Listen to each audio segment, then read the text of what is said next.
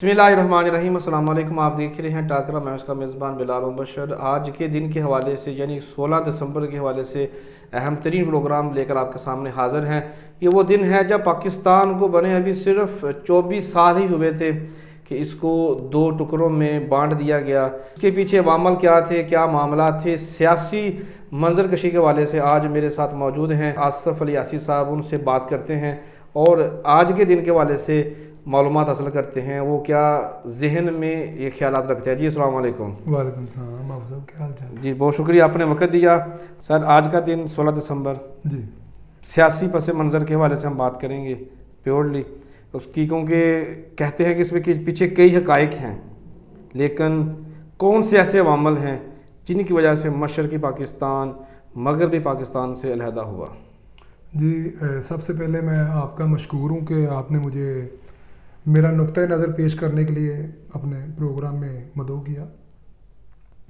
वो शेर है जी कि मैं किसके हाथ पे अपना लहू तलाश करूँ, तमाम शहर ही पहने हुए है दस्ताने।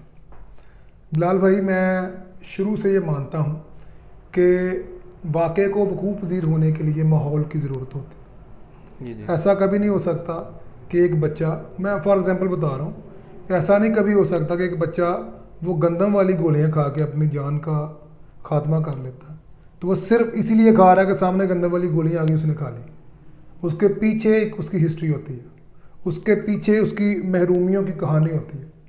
वो खुद को उस जगह पे ले जाता है जहाँ मौत उसको ज़िंदगी से अच्छी लगती है। अगर एक मुल्क जो बड़ी जद्दोजहद और कुर्बानियों से हासिल किया गया, अगर उसके 2 लाख टुकड़े कर दिए गए, तो ये हमारे लिए उस मौत से कोई बेहतर नहीं बदतर ही। इसी तरह जो अगर हम हिस्ट्री देखें, देखें मुख्तलिफ़ किताबों को टटोलें, क्योंकि ज़ाहिर बात है ये तकरीबन 50 साल पुराना वाक़या।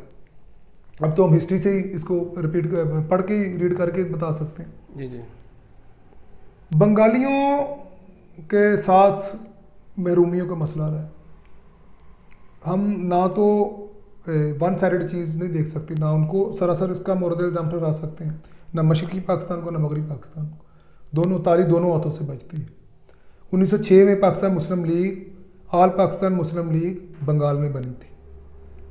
ये देखें ना आप, ये उनको हो जाता है कि उसी सूबे में आल पाकिस्तान मुस्लिम लीग बनी थी जिसने क़याम पाकिस्तान में किरदार अदा किया था, बल्कि बनाई ही पाकिस्तान मुस्लिम लीग ने, आल पाकिस्तान मुस्लिम लीग ने। अच्छा, वक्त के साथ साथ जैसे मैंने उस दिन एक परसों चौथ वो एक प्रोग्राम हो रहा था, मैंने बोला था कि अगर सांगलाल की तारीख क़ब्ल मसीह है तो इसकी महरूमियों की तारीख भी कोई नई नहीं है, वो भी पुरानी है। इसी तरह बांग्लादेश अगर अलहदा हुआ है तो उसकी महरूमियों की तारीख पुरानी है। ये कह देना कि 1971 में एक इलेक्शन हुआ, 70 में इलेक्शन हुआ, 1971 में जंग हो गया, सारा कुछ खत्म, ऐसे नहीं हुआ। जगह जगह पे हमने उनको उनकी महरूमियों में डुबो दिया, उनको इतना महरूम किया कि वो ये सोचने पे मजबूर हो गए, वो अपनी कमज़ोरियों, जो उनकी कमज़ोरियाँ थी या उनकी जो अच्छाइयाँ थी, हमने कभी उनको तवज्जो ही नहीं दी। अगर आप किताबें पढ़ें, हिस्ट्री पढ़ें तो पता चलता है 1906 के बाद जब ऑल इंडिया मुस्लिम लीग बनी, उसके बाद कभी जो भी अक़लियती मुस्लिम इलाके थे, सूबे थे जो भी, उनमें से पाकिस्तान मुस्लिम लीग, पाकिस्तान मुस्लिम लीग की क़यादत उनके हाथों में आ गई। अच्छा, क्योंकि वो एक बड़ा सूबा था, क्योंकि इसका क़याम वहीं पे हुआ था, तो फिर ये बात बंदे के दिल में आती है कि हमारी जद्दोजहद इसमें काफ़ी है, तो हमें इससे दूर रखना, पहली महरूमी। दूसरी महरूमी, पाकिस्तान मुस्लिम लीग, आल पाकिस्तान मुस्लिम लीग हिंदुस्तान जो हमारी थी, उसकी वर्किंग कमेटी के अंदर भी उनको उनके तनासिब के हिसाब से नुमाइंदगी हासिल नहीं थी। ये एक बहुत बड़ा उनके लिए दुख की बात थी। तीसरी बात, ऐसे हालांकि मैं आपको यहाँ पे ये बताता चला जाऊँ कि पाकिस्तान के मार्ज़ वजूद में आने में जो अहम किरदार है वो बंगाल का इसलिए भी है कि 1946 में जो इलेक्शन हुए थे उसमें आल पाकिस्तान मुस्लिम लीग सिंध पंजाब में लूज़ कर गई थी। वाहद आपका सूबा बंगाल था जिसमें आपने विन किया था। 119 नशिस्तों में से 114 उधर से मुस्लिम लीग ने जीती थी, और यही 119 में से 114 आपके लिए क्या में पाकिस्तान में इन सीटों ने अहम किरदार अदा किया। अगर आप उधर से भी लूज़ कर जाते तो पता नहीं क्या पोजीशन होती, लेकिन ये वो बातें हैं जो हिस्ट्री का हिस्सा है, मैं खुद से तो कर नहीं रहा कोई भी। जी सारी से बात। हाँ जी। अच्छा, उसके बाद क्या हुआ? उसके बाद जब क्या में पाकिस्तान का अमल मुकम्मल हुआ, उनकी ये सोच थी कि हमें मरकज़ी हुकूमत में हिस्सेदारी दी जाएगी। हुसैन शहीद सोहरवर्दी 1946 से ही, बल्कि उससे पहले भी, वो उनके बहुत जोरावर लीडर थे। उनका ये ख्याल था कि उनको वज़ीर आज़म बनाया जाएगा। अच्छा, वो नहीं बने, चलो जो भी हुआ। अच्छा, उसके बाद 1948 में एक लैंग्वेज मूवमेंट चली, जब हमारी कौमी ज़ुबान उर्दू करार दी गई, तो उन्होंने उसके बरअक्स बंगाली ज़ुबान को भी उसके उर्दू ज़ुबान के हिसाब से दर्जा दिलाने की कोशिश की। अच्छा, वो जो मूवमेंट थी बदकिस्मती से, उसमें उस मूवमेंट में भी कह लें कि काफ़ी आपस में मिसअंडरस्टैंडिंग हुई मशरक़ी और मगरबी पाकिस्तान में। उस मूवमेंट में इसलिए हुई कि उनकी बात सुनी नहीं गई। ये भी उनका एक वैलिड पॉइंट था, उनका ये वैलिड पॉइंट था कि जो ज़बान उर्दू, जिसको आप कौमी ज़बान का दर्जा दे रहे हैं, पाकिस्तान में कोई भी ऐसा सूबा नहीं है कि जिसकी ज़बान उर्दू हो, कोई भी सूबा नहीं। तो उनकी ज़बान बंगाली थी पूरे सूबे की। अच्छा, खैर 1948 में कायद मोहम्मद अली जिन्ना साहब का इंतकाल हो गया। उसके बाद पाकिस्तान में तशद्दुद की सियासत परवान चढ़ी। फिर क्या हुआ? फिर बदले की सियासत, तशद्दुद की सियासत आई, फिर उनसे और भी बदले लिए गए। उसके बाद आगे कह लें कि जो हमारे जनरल यूब साहब हैं, ये उधर के बने, इनको एक उहदा मिला उधर, वहाँ पे भी उन्होंने समझा कि हमें महरूम रखा जा रहा है, हमें उस तरह से डील नहीं किया जा रहा। फिर क्या हुआ 1952 में, उससे पहले थोड़ा सा आ जाए अगर, तो एक देखे वन पार्टी रूल लगा दिया। 1952 में इलेक्शन हुए हमारे वाले पाकिस्तान में, और 1954 में इलेक्शन उधर हुए। अच्छा, वो फिर जीत गए। उधर उन्होंने इत्तेहाद बनाया, एक इत्तेहाद बना के यूनाइटेड फ्रंट के नाम से, वो अपने वाले सूबे में 219 सीटें जीत गए। 215 मेरा ख्याल सीटें 219 में से जीत गए। अच्छा, फिर क्या हुआ? उनकी हुकूमत को फिर ख़त्म करके गवर्नर राय लगा दिया गया, उनको फिर हक़ हुक्मरानी नहीं दिया गया। आप खुद इस बात को सोचें कि एक बंदा बार बार जीत कर आगे आ रहा है, लेकिन उसको किस तरह से पीछे धकेला जा रहा है। तो ये महरूमी जो है, ये महरूमी इंसान को फिर कुछ ना कुछ करने पर सोचने पर मजबूर जरूर कर। लेकिन अगर हम देखें तो ये जो सारे मामला आपने बताए, जैसे कि पाकिस्तान से बनने के बाद से सिलसिला चलता रहा, तहरीकों ने आगाज़ किया, तलबा ने एहतजाज शुरू कर दी, लेकिन जब ये वाक़या रोनुमा हुआ है तो उस वक़्त शेख मुजीबुर रहमान और जुल्फ़िकार अली भुट्टो के दरमियान यही मामला था। लेकिन अगर हम देखें तो फिर ज़्यादा फ़ायदा किसको हुआ? अगर पहले तो मैं ये बताऊँ कि मैं जिस सन की बात कर रहा हूँ उसमें अभी वो जुल्फ़िकार भुट्टो साहब का कोई किरदार नहीं था। 1954 की बात कर रहा हूँ, जब उनकी हुकूमत तोड़ के गवर्नर राय लगाया गया, तब एक एक्ट इन्होंने इधर से बनाया जो कह लें कि उनको डिस्क्वालीफाई कर दिया गया। ये जो शेख मुजीबुर रहमान साहब थे, इनको गिरफ़्तार किया गया, मौलाना बाशानी साहब को गिरफ़्तार किया गया, और हुसैन शहीद सोहरवर्दी को उनको सियासत के लिए डिस्क्वालीफाई कर दिया गया। उन पर पाबंदी लगा दी कि ये सियासत नहीं कर सकते। ठीक है। अच्छा, जब आप एक सूबे के साथ इस तरह के रवैये इख्तियार करेंगे, मैं भी लोगों को मेरी बातें अच्छी ना लगे, लेकिन ये तरीक़ कहती है, मैं खुद नहीं कर रहा, फैसला साजों ने ये कुछ किया। ठीक है। अगर तो हम देखें ना, दो भाई हैं, अगर वो मिलकर बैठेंगे, बात करेंगे, तो गुफ्तगू से कोई ना कोई बात अच्छी निकलेगी। ठीक है। अच्छा, उनके ऊपर सियासत की पाबंदी लगाई गई। फिर आगे जाके पाकिस्तान के, आपको पता है किस तरह के वज़राए आज़म के साथ जो कुछ होता रहा। ठीक, लियाकत अली खान शाह, उनकी असैसिनेशन हुई। उसके बाद आगे ख्वाजा निज़ामुद्दीन साहब, उसके बाद मोहम्मद अली बोगरा आए, फिर चौधरी मोहम्मद अली आए, फिर हुसैन शहीद सोहरवर्दी आए, फिर उसके बाद आए चंडीगढ़।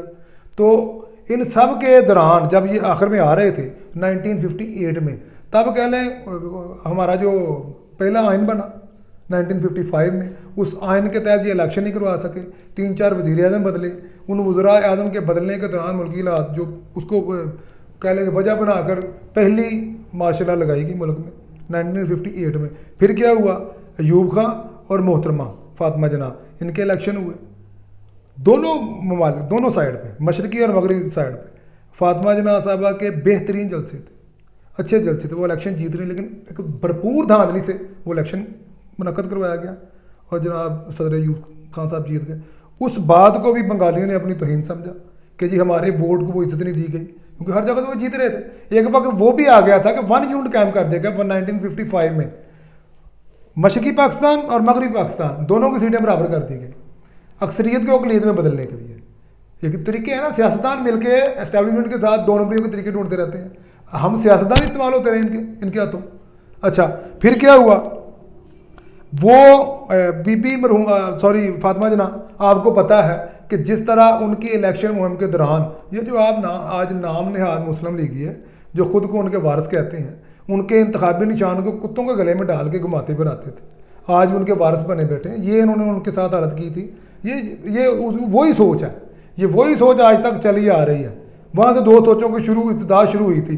اچھا پھر کیا ہوا, پھر آپ چلے جائیں کہ 1955 میں وہ خاموش ہو گئے, انہوں نے کوئی جنگ میں حصہ نہیں لیا اس طرح سے جس طرح سے لینا چاہیے تھا. نہ انڈیا نے ادھر محاذ کھولا, بلکہ وہی اسی محرومی جو ان کی تھی وہیں سے انڈیا نے فائدہ اٹھایا. انڈیا نے ان سے ان کی لیڈرشپ تک میسیج بھیجا کہ دیکھ لیں جی ہم نے کچھ نہیں کیا آپ کے لیے, حالانکہ آپ ادھر نہتا پڑے ہوئے تھے. اچھا وہ بھی ایک محرومی.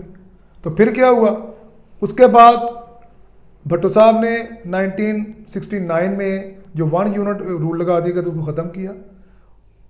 تاریخ پاکستان میں آج تک جو ہم سنتے آئے ہیں کہ ایک ایسا الیکشن ہوا ہے جو سب سے فیئر تھا, وہ تھا 1970 کا اچھا 1970 میں وہ جیت گئے 167 نشستیں اور پیپلز پارٹی جیتی 86. تو ایک جو بندہ 167 سیٹیں جیت گیا تھا, 67 سیٹیں, 86 والے نے کہا جی میں اپوزیشن میں نہیں بیٹھوں گا. پھر آئینی بحران پیدا ہو گیا. تو اس کے نتیجے میں آپ کے سامنے ہے پھر آرمی ایکشن ہوا, اور آرمی ایکشن کے نتیجے میں ہمارا جو ایک ملک تھا جو 2 قومی نظریے پہ ہم نے حاصل کیا تھا. 2 قومی نظریہ ایسا نظریہ تھا کہ 2 قومیں, ایک کافر ایک مسلمان, ایک کافر اور مسلمان. کافر سے ہم نے مسلمان ملک چھینا تھا اپنا, اور بعد میں مسلمانوں میں بھی وہ تفریق ہم نے کر دی, اس میں بھی ہم نے ایک سرحد کھینچ دی. تو اب آپ خود دیکھ لیں اس کے عوامل کیا تھے. میں نے جو پڑھا ہے, میں نے جو سنا ہے, میں نے جو اپنے بڑوں سے بھی سنا ہے, جو بھی ہسٹری دیکھی ہے اس کے مطابق تو ان کی طرف سے بھی ہوں گے کچھ ایسے عوامل. ٹھیک ہے, شیخ مجیب الرحمان اور ذوالفقار علی بھٹو, اقتدار میں تو یہی رہے ہیں جی. ذوالفقار علی بھٹو, ان دونوں کے درمیان جنگ تو تھی, اقتدار ملا. جیسے میں نے پہلے سوال کیا, سوال وہی ہے, ان دونوں میں سے سب سے زیادہ فائدہ کس کو ہوا؟ جو ظاہری طور پر دیکھا جائے تو اس ملک کا وزیر اعظم, اس ملک کا وزیر اعظم تو بن گئے, لیکن صحیح معنوں میں فائدہ کس کو ہوا؟ سیاست بڑی بری اور بڑی ڈرٹی گیم ہے. اگر تو اس کو اگر آپ نے مفاد کے لیے استعمال کریں گے, اگر تو قوم کے لیے دیکھیں تو یہ خدمت خلق ہے. اگر آپ اس کو اس تناظر سے دیکھتے ہیں سوال کو کہ فائدہ کس کو ہوا, پہلا فائدہ یہ ہوا کہ دونوں ہی وزیر اعظم بن گئے, لیکن نقصان یہ ہوا دونوں کی اسیسینیشن ہوئی. ایک کو ہینگ کر دیا گیا اور ایک کو شوٹ کر دیا گیا. دونوں کا انجام اچھا نہیں ہوا, لیکن مجموعی طور پر میرے ملک پاکستان کا نقصان ہوا. ہم جو اسلام کے نام پہ ایک ملک بنا تھا اس کے 2 ٹکڑے کر دیے گئے, اور ایسے 2 ٹکڑے کر دیے گئے کہ جس کو آج بھی ہم مس کرتے ہیں. یہ تو ہے. بنگلہ دیش اس وقت اکثر سیلاب میں ڈوبا رہتا تھا, اور سیلاب کی وجہ سے وہاں کے لوگ جو تھے وہ خود بھی پریشان تھے, اور یہاں سے پیسہ وہاں پہ بھی جاتا تھا. ظاہر سی بات ہے ہمارے ملک کا حصہ تھے تو ہم نے ان کی حفاظت بھی کرنی ہے, اور حفاظت کے اوپر جو اخراجات ہوں گے وہ بھی کرنے ہیں. تو جب پاکستان الگ ہو گیا, بنگلہ دیش الگ بن گیا, دونوں نے ظاہر سی بات ہے پھر ایک دوڑ لگائی ہوگی ترقی کی. بنگلہ دیش ترقی میں کہاں کھڑا ہے اور پاکستان کہاں پہ؟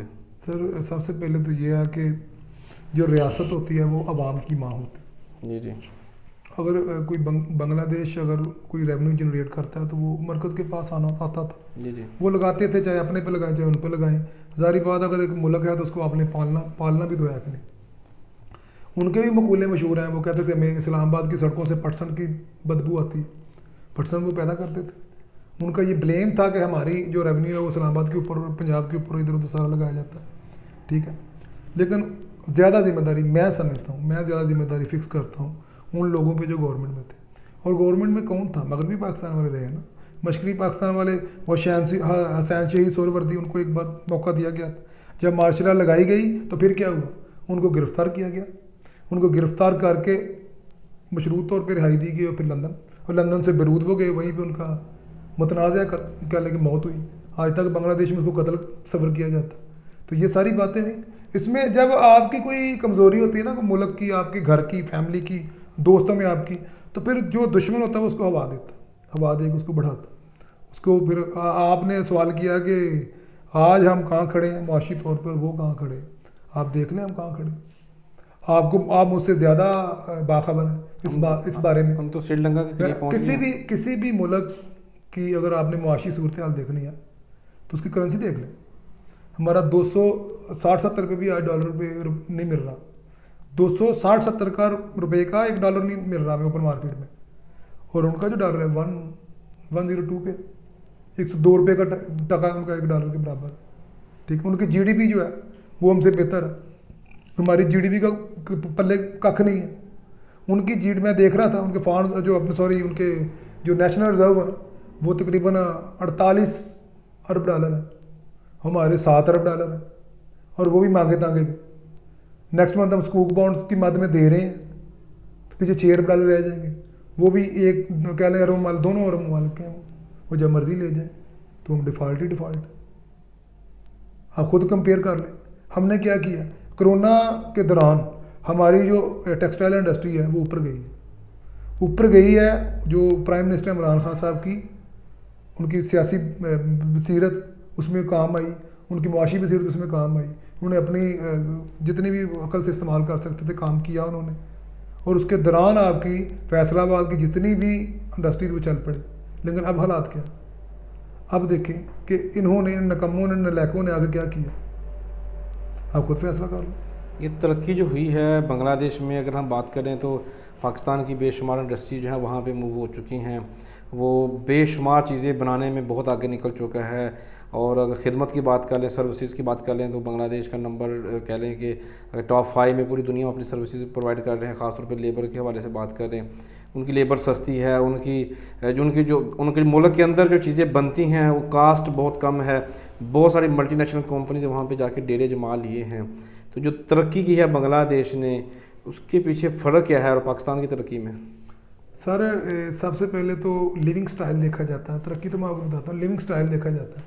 دیکھیں کہ ان کی پر کیپٹا آمدنی ان کی $2500 ہے سالانہ پر کیپٹا. انڈیا اعلیٰ ایک ہم دونوں سے اچھا تصور کیا جاتا ہے, لیکن وہ ان کی ہے $2270 اور ہماری 1500. آپ خود اندازہ کر لیں کہ وہ ہم سے کتنا آگے چلے گئے. اب آپ کہیں کہ وہ آگے کیوں گئے, آگے گئے ادھر زرداری نہیں ہے, ادھر نواز شریف نہیں ہے, ادھر یہ پی ڈی ایم نہیں ہے, 11 جماعتیں نہیں ہیں, جن کی 11 جماعتیں اور ہر لیڈر کا علیحدہ علیحدہ طریقہ کرپشن کرنے کا. یہ منحوس پارٹیاں ادھر نہیں ہیں, اس طرح کا طریقہ واردات ادھر نہیں ہے. جب آپ ملک سے مخلص ہو جائیں گے تو سارا کچھ ٹھیک ہو جاتا ہے. تو پاکستان اس سے مزید تنزلی کی طرف جائے گا یا ترقی کے امکانات ہیں؟ نہیں, میں نے ہمیشہ پازیٹیو بات کی ہے.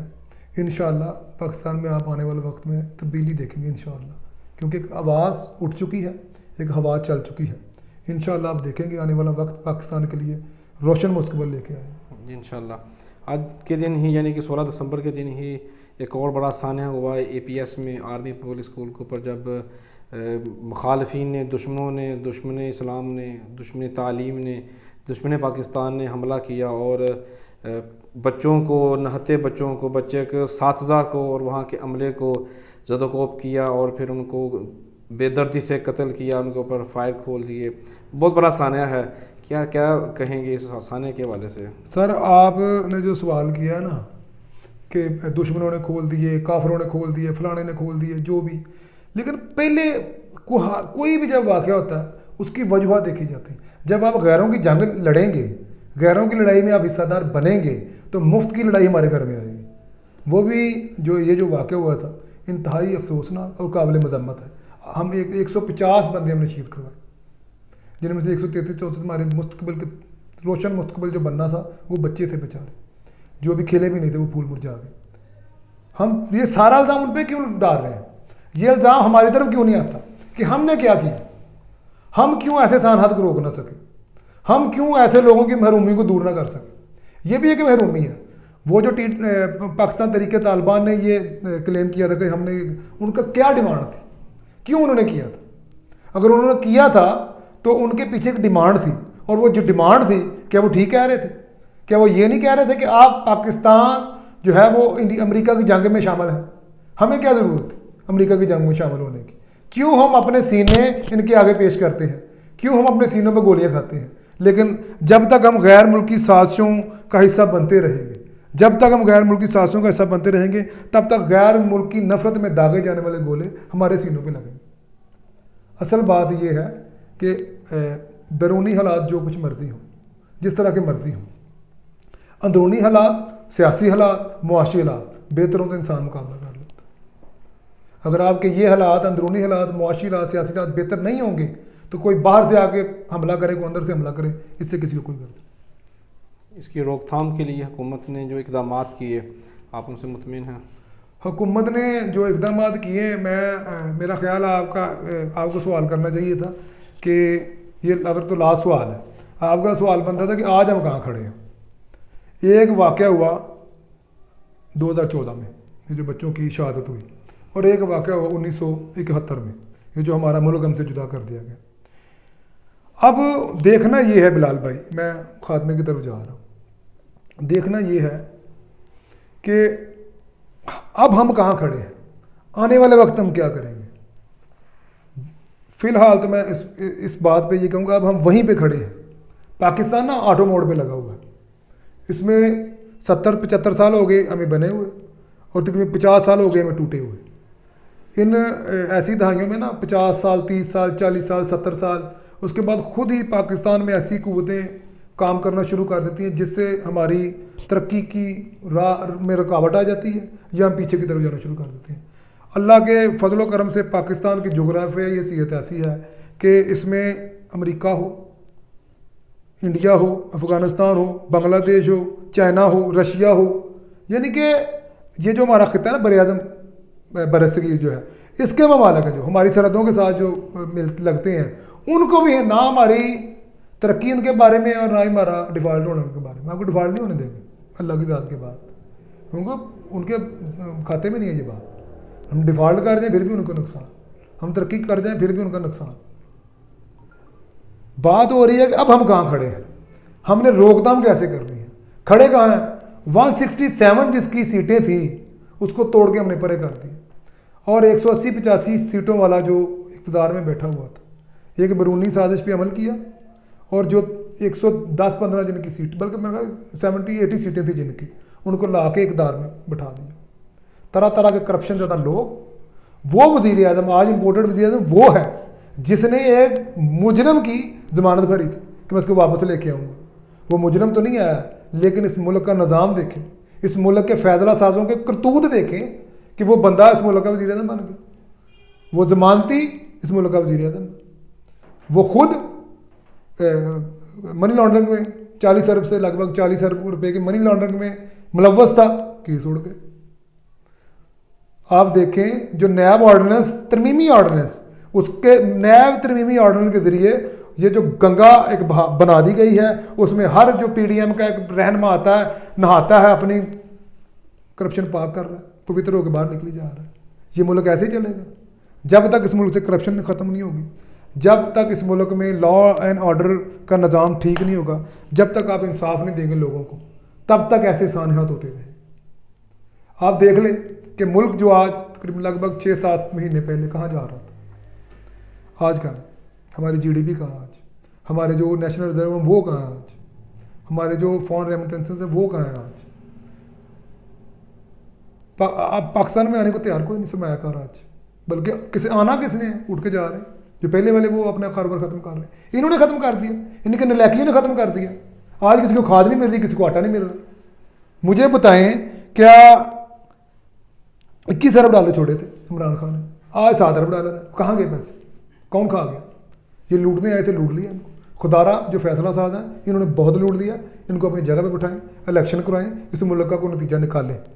اگر آپ ایسے کریں گے اب، لیکن اس ڈیجیٹل دور میں اللہ نہ کرے میرے منہ میں خاک، ایسا نہیں ہوگا انشاءاللہ، ایسا نہیں ہوگا کہ دوبارہ اس ملک میں کوئی سرحد کھینچی جائے گی، ایسا نہیں ہوگا، کیونکہ ڈیجیٹل دور ہے، قوم بادشاہ ہو چکے، जितनी बाशऊर है अल्हम्दुलिल्लाह, मैं समझता हूँ कि उतनी बाइख्तियार भी है, अपना हक लेना जानती है। अब वो वक़्त नहीं आएगा, अब ये फैसला साज भी समझ चुके हैं कि वो 2 नंबरियाँ, वो 2 नंबर हरकतें अब नहीं चलेंगी। जितनी भी कुव्वतें हैं जो इस मुल्क को चलाने में किरदार अदा करती हैं, उनको सोचना पड़ेगा। उनको इस वक्त कौम के 80% कौम के वोटों का जो लीडर है उसकी तरफ देखना पड़ेगा, उसके मुतालबे को सुनना पड़ेगा, उसके मुतालबे पे गौर करना पड़ेगा और गौर करके इलेक्शन करवाना पड़ेगा। जो पॉलिटिकल जमातें होती हैं वो सियासी हल ही निकालती हैं। मुझे बताएं 2-4-6 माह रहते हैं इलेक्शन में, अगर आपसे नई मईशत संभाली जा रही, अगर आपसे नहीं इस मुल्क का निज़ाम चल रहा, जो वो कहते थे चैम्पियन है, बड़ा चैम्पियन है इम्पोर्टेड वज़ीर आज़म, अगर उससे मुल्क नहीं चल रहा तो माफ़ी मांग लें, इस्तीफ़ा दें, घर को जाएं, इलेक्शन करवाएं। जिसने चलाना होगा चला लेगा, कौम जिस पे एतमाद करेगी वो चला लेगा। आप क्यों चिमट के बैठे हुए हैं? वो शेर है ना, कुर्सी है तुम्हारी, ये जनाजा तो नहीं है, कुछ कर नहीं सकते तो उतर क्यों नहीं जाते? क्यों इस मुल्क के साथ आपने इसको तबाह करने की जिद लगा ली है? क्यों इस कौम को बेड़ा गर्क इस कौम का कर दिया है? क्यों वो बिजली का यूनिट जो 13 रुपये छोड़ के गए थे, क्यों वो 50 का कर दिया है? क्यों वो कमर्शियल यूनिट जो 25-30 रुपये का छोड़ के गए थे, क्यों वो 70-80 रुपये का कर दिया है? क्यों आपने डॉलर वो 178 पे छोड़ के गए थे, क्यों आपने 250 का कर दिया है? ये सारी चीज़ें देख लें। आज देखें प्याज 250 रुपये किलो, कोई सब्जी 200-150 रुपये से किलो से कम नहीं है। अंडे देख लें, चलो अंडे तो 25-30 रुपये, मैं वो कहता हूँ कोई बात नहीं, खाने वाली चीज़ है, इतना थोड़ा बहुत इसमें तसलसल कमी बेशी आती रहती है। आप इसको देख लें, सीमेंट की बोरी को देख लें 1100-1200, सरिये में किस तरह से इजाफा हुआ। आपको पता है, आपको मुल्क के चलाने में सबसे अहम किरदार जो कंस्ट्रक्शन इंडस्ट्री है इसका है। आपने क्या फैसिलिटेट किया? आपने क्या किया? आपने फैसलाबाद की सारी इंडस्ट्री बंद कर दी। आपको एक बाकायदा एजेंडे के तहत भेजा गया, आपने उस एजेंडे पे पूरी तरह से अमलदारी की। आप उधर ये तय करके आए थे हमारे जराइम छोड़ दें, हमारी करप्शन छोड़ दें, वो छोड़ दी गई। आपने एजेंडे पे काम कर लिया, आपने मुल्क पाकिस्तान का बेड़ा गर्क कर लिया। खुदा का नाम है जान छोड़े, हमारी जान छोड़े, दोबारा इस मुल्क को किसी भी किस्म के साने से 2-4 होने से बचाएं। बहुत शुक्रिया। मैं आखिर पे मैं छोटी सी गज़ल है वो मैं कहना चाहूँगा, वो सब के नाम है, हुक्मरानों के नाम भी है, उसमें मेरी उम्मीद भी है, सारा कुछ ही है। वो गज़ल है सागर सिद्दीकी साहब की कि चिरागे तूर जलाओ बड़ा अंधेरा है, ज़रा नकाब हटाओ बड़ा अंधेरा है। अभी तो सुबह के माथे का रंग काला है, अभी फरेब ना खाओ बड़ा अंधेरा है। अभी तो सुबह के माथे का रंग काला है, अभी फरेब ना खाओ बड़ा अंधेरा है। वो जिनके होते हैं खुर्शीद आस्तीनों में, उन्हें कहीं से बुलाओ बड़ा अंधेरा है। आखिरी शेर मैं इसका अर्ज करूंगा, बसीरतों पे है बसीरतों पे अजालों का खौफ तारी है, बसीरतों पे उजालों का खौफ तारी है, मुझे यकीन दिलाओ बड़ा अंधेरा है। बिलाल भाई, इस आखिरी शेर में एक उम्मीद है, बसीरतों पे उजालों का खौफ तारी है, मुझे उम्मीद दिलाओ बड़ा अंधेरा है। इस आखिरी शेर में एक उम्मीद है, इस आखिरी शेर में एक तंज भी है। मैं उम्मीद करूंगा इंशाअल्लाह मेरी बसीरत जिस उजाले को देख रही है, अगर मुझे ये यकीन भी दिलाया जाएगा कि इधर अंधेरा है, तो इंशाअल्लाह मैं इस अंधेरे को ख़त्म करके छोड़ूंगा। इंशाअल्लाह आने वाला मुल्क पाकिस्तान दुनिया में वो मुकाम बनाएगा जिस मुकाम के लिए ये मुल्क बना था। इंशाअल्लाह इन चोरों को, इन लुटेरों को, इन 2 नंबरों को इस मुल्क से भगा देंगे इंशाअल्लाह। पाकिस्तान जिंदाबाद। बहुत शुक्रिया जी नाज़रीन, इसी पैगाम से आपसे ज़्यादा चाहेंगे, पाकिस्तान हमारा है, हमें इससे मोहब्बत करनी है और दुआ करनी है जो मुश्किल वक्त है ये टल जाए और अच्छा वक्त आए कि हम फिर सस्ती चीज़ें ख़रीदें और खुल कर ख़रीदें। मिलेंगे फिर किसी नए रोज़, नए मौजू, नए मेहमान के साथ। तब तक मुझे इजाज़त। पाकिस्तान जिंदाबाद।